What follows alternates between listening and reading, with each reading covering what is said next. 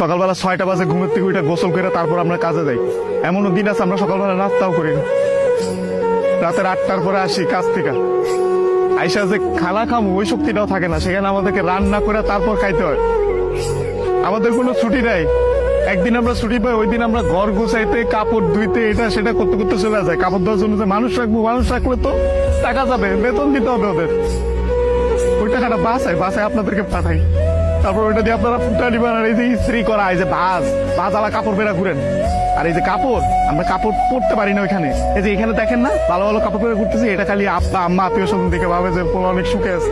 ওখানে তো জামা কাপড় পরার টাইমই পাই না আমরা। কখন জামা কাপড় পরবো? সারাদিন তো ইউনিফর্ম পরেই থাকা লাগে। রাতের বেলা বেলা খাওয়ার পরে এই যে 5টা মিনিট মা বোন বাপের সাথে কথা বলি, ওইটাই আমাদের জীবনে সারাদিনের সুখ। সারাদিন কষ্ট করে ওই যে 5টা মিনিট মায়ের সাথে কথা বলবো, এটার জন্য 16 ঘন্টা 18 ঘন্টা করে আমাদের চাকরি করা হয়। বুঝবেন না আমাদের কষ্ট। আমরা হয়েছে পৃথিবীর সবচেয়ে বড় মৃত্যু, কারণ আমরা উঠতে উঠতে মিথ্যা কথা বলি। মা যত জিজ্ঞেস করে বাবা খাইছ না, বলি খাইছি। কি বলবো, আর তো বলতে পারবো না। মা যখন জিজ্ঞেস করে কেমন আছিস বাবা, বলি ভালো আছি। অসুখ হইলে ডাক্তার দেখাই না, ডাক্তাররা অনেক টাকা দেওয়া লাগবে। মা জিজ্ঞেস করে বাবা ডাক্তার দেখাইছিস, ওষুধ খাইছিস, বলি যে খাইছি। কিছু বলার নাই তো, মিথ্যা বলো ছাড়া কোনো উপায় নেই।